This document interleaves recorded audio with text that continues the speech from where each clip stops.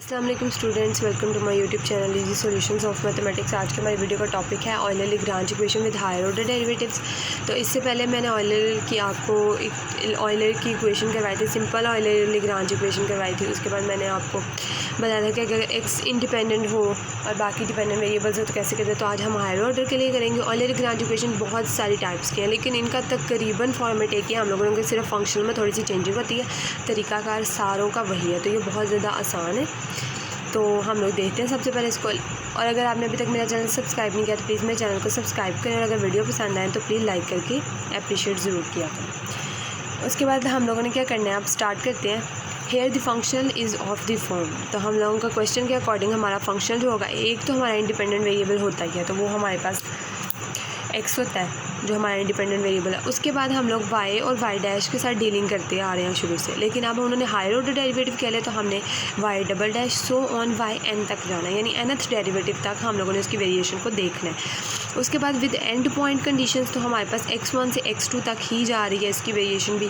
तो हम लोगों ने कह दिया कि हमारे पास जितने भी वाइज हैं, वाई से लेके वाई एन तक उसके जितने भी डेरिवेटिव्स होंगे वो हमारे पास x1 पे भी कांस्टेंट होंगे और x2 पे भी कांस्टेंट होंगे, यानी अपर लिमिट पे भी कांस्टेंट और लोअर लिमिट पे भी हमारे पास एंड पॉइंट यानी उसकी बाउंड्री कंडीशंस जो हैं वो कांस्टेंट होंगे। उसके बाद हम लोगों ने क्या करना है, now a variational del y of y produce a variation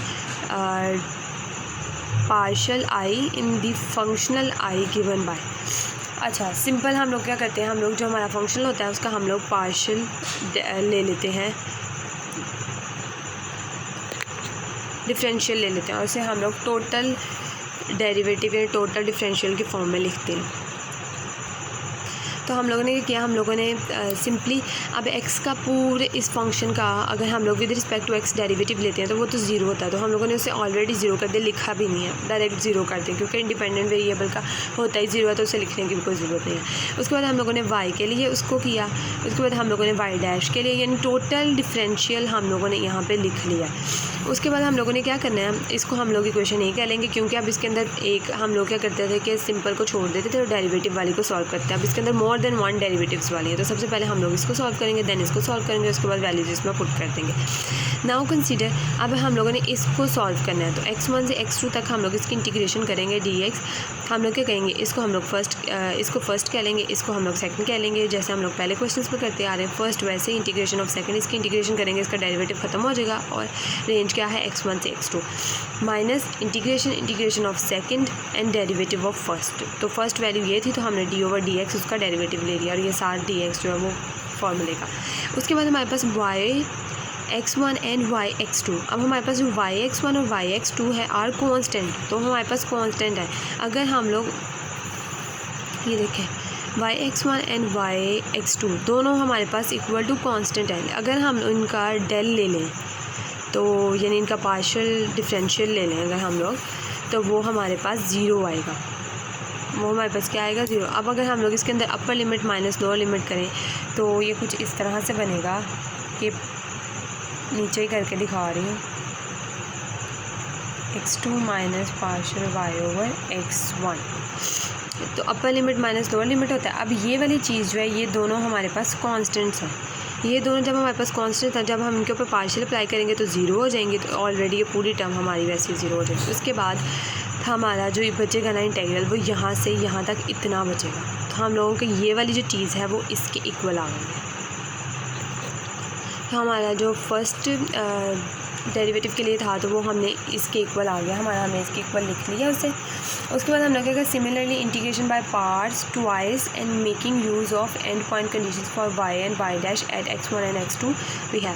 अब हम लोगों ने सेम डबल डैश के लिए भी करना है। देखिए शुरू में स्टार्टिंग में हम लोगों ने देखा था, इसके लिए हम लोगों ने वैल्यू निकाली, अब हमें इसके लिए वैल्यू चाहिए ताकि हम लोग इसके अंदर पुट कर सकें। तो अब हम लोग डबल के लिए वैल्यू निकालेंगे, वो हम लोग क्या करेंगे, सेम उसी तरह हम लोग इसको फर्स्ट कह लेंगे, इसको सेकंड कह लेंगे। फर्स्ट वैसे इंटीग्रेशन ऑफ सेकंड माइनस, अब जब हम इसकी इंटीग्रेशन करेंगे ना डबल डेरिवेटिव को, तो एक डेरिवेटिव खत्म हो जाएगा, एक रह जाएगा, तो x1 से x2 इसकी लिमिट से हमारी minus integration of second derivative वो फर्स्ट आ गया हमारे पास। उसके बाद ये वाली चीज़ हमारे पास ज़ीरो हो जाएगी, क्योंकि एंड पॉइंट कंडीशंस पे अगर हम लोग upper limit minus lower limit करें तो y dash into x2 minus y dash into x1 आता है। तो y डैश इंटू x2 जो है हमारे पास y डैश इंटू x2 वो ये वाई डैश इंटू x2 जो है हमारे पास कांस्टेंट है, और अगर हम इसके साथ पार्शियल भी अप्लाई कर दे तो वो हमारे पास 0 हो जाएगा। सेम हमारे पास बिल्कुल इसी तरह ये वाली वैल्यू भी 0 हो गई है। तो हमारे पास सिर्फ इतना पार्ट बचा है। अब हमने इसके ऊपर से डेरिवेटिव को ख़त्म करना है, तो हम लोग अगेन इसके ऊपर वही फार्मूला अप्लाई करेंगे इंटीग्रेशन बाय पार्ट्स का, माइनस फर्स्ट, इसको फर्स्ट कह लेंगे फर्स्ट, वैसे ही इंटीग्रेशन ऑफ सेकंड, जब इंटीग्रेशन करेंगे इसका तो हमारे ऊपर से डेरिवेटिव ख़त्म हो जाएगा x1 से x2। अब एक माइनस फार्मूले का, फर्स्ट वैसे इंटीग्रेशन ऑफ सेकंड माइनस आता है, एक माइनस फार्मूले का और एक माइनस ये है, तो ये -1 की पावर स्क्वायर लिखेंगे हम लोग। हालांकि हम लोग इसे सिंपल प्लस में लिख सकते हैं, लेकिन हमने जनरल फॉर्म बनानी है तो हम लोग -1 की पावर स्क्वायर लिखेंगे इसे। यहाँ पे हमारे पास देखिए, अगर हम लोग देखें इसको हम लोग ऐसे लिखें -1 की पावर 1, यहाँ पे -1 की पावर हमारे पास ये वाली 1 आई है, यहाँ पे हमारे पास -1 की पावर हम लोगों ने 2 कर दी। और उसके बाद हम लोगों ने क्या किया, उसके बाद हम लोगों ने देखा ये वाली भी वही कंडीशन बन रही है, एंड पॉइंट से ऊपर हमारे पास जो है वो y जो है वो कांस्टेंट है, तो अगर उसका पार्शियल लेंगे तो हमारे पास 0 हो जाएगा, वो हमारे पास 0 हो जाएगा। उसके बाद हमारे पास सिर्फ यही चीज़ बचेगी बस, तो ये वाली चीज़ हम लोगों ने कर दी। अब हमारा ये वाला जो इंटेग्रल है वो इसके इक्वल आ गया है। उसके बाद हम लोगों ने सिमिलरली करके हम लोगों ने इसको nth तक ले जाना है, x1 से x2 partial f over partial y into triple derivative उसका, और उसके बाद यानी ये हम लोगों ने डबल के लिए किया था, ये तो ट्रिपल के लिए हम लोगों ने इसी को जनरलाइज़ कर लिया। -1 ये 2 के लिए किया था तो 3 आ जाएगा यहाँ पे भी डबल डेरिवेटिव था तो यहाँ पे ट्रिपल डेरिवेटिव आ जाएगा, यानी जहाँ जहाँ पे 2 है वहाँ पे 3 आ जाएगा। तो इसी तरह सो ऑन करके जहाँ जहाँ पे हमारे पास 1 2 3, यानी इसमें 2 2 आ रहे थे, इसमें 3 3 आ रहे थे, तो हम उसको वहाँ पे n कर देंगे। तो हमारे पास ये जनरल कंडीशन बन गया, ये n है इसकी पावर में, ये हमारे पास बन गया। अब हम लोगों ने क्या करना है, अब हम लोगों ने इन सारी वैल्यूज़ को इक्वेशन नंबर ए के अंदर पुट करना है, पुट इन इक्वेशन ए। ये वाली वैसे ही आ जाएगी, इसकी जगह पे भी इसकी वैल्यू, इसकी जगह पे भी इसकी वैल्यू और इसकी जगह पे भी इसकी वैल्यू आ जाएगी। ये देखें, ये सिंपल वैसे ही रहा है, उसकी जगह पे भी उसकी वैल्यू आ गई, क्योंकि सिर्फ यहाँ पे -1 आ रहा था तो हमने -1 ही रहने दिया। उसके बाद जब यहाँ पे हम लोग आए तो यहाँ पे प्लस आ रहा था हमारे पास, एंड पे जो हमारे पास प्लस आ रहा था, तो प्लस का मतलब है अगर हम लोग -1 का डबल स्क्वायर कर लिया, जैसे हम लोगों ने यहाँ पे किया, एक फार्मूले का और एक इसका माइनस, तो उसका हम लोगों ने स्क्वायर कर लिया। तो उसके बाद जब हम लोग 3 के लिए जाएंगे तो दोबारा यहाँ पे माइनस आ जाएगा, तो हमने उसका क्यूब कर लिया है, यानी कि हम लोगों ने इसे जनरल फॉर्म में लाना है ना, तो इसलिए हम लोग इस तरह लिख रहे हैं। उसके बाद nth के लिए भी ये देखिए यहाँ पे n आ गया। उसके बाद हम लोगों ने क्या किया, वैल्यूज़ पुट करने के बाद हम लोग उनका नेक्स्ट स्टेप होता है हमने इसको 0 करना होता है, तो हमने इसको 0 कर दिया। फॉर एक्सट्रीमल कर्व हमने पार्शियल i को 0 कह दिया। उसके बाद x1 से x2 तक दोबारा सारी हम लोगों ने वही इक्वेशन लिखी, सिर्फ हमने अभी इसको 0 किया है। उसके बाद bye fundamental theorem of calculus हमारे पास सेम इन सब वैल्यूज़ में से जब हम लोग इनको पुट करेंगे तो हमारे पास डेल y जो है वो कॉमन आता है। ये देखें, ये वाली वैल्यू में भी हमारे पास डेल y है, ये वाली वैल्यू में भी हमारे पास डेल y है, 3 के लिए भी करेंगे तब भी डेल y आएगा। तो यानी हमने सारे कॉमन ले लेने हैं, जब हम लोग पुट करेंगे ना तो ये सारे हम यहाँ पे कॉमन ले लेंगे। उसके बाद फंडामेंटल थ्योरम ऑफ कैलकुलस हम लोगों ने अप्लाई करना है। ये पूरी एक वैल्यू है, यहाँ से लेकर यहाँ तक ये अलग वैल्यू और ये अलग फंक्शन पड़ा हुआ है। एंड पॉइंट्स पे ये हमारे पास 0 हो जाता है, और ये fundamental theorem of calculus of variation की इन कंडीशंस को सेटिस्फाई भी कर रहा है। तो हमारा जो साथ पड़ा हुआ होता है फंक्शन, उसको हम =0 कर देते हैं, तो हमारा =0 हो गया, which is the Euler Lagrange equation in generalise form. अब नेक्स्ट ये था हमारा ये वाला थ्योरम। अब नेक्स्ट वीडियो में आप लोगों को इसकी एप्लीकेशन यानी इसके एग्जाम्पल्स करवाऊँगी।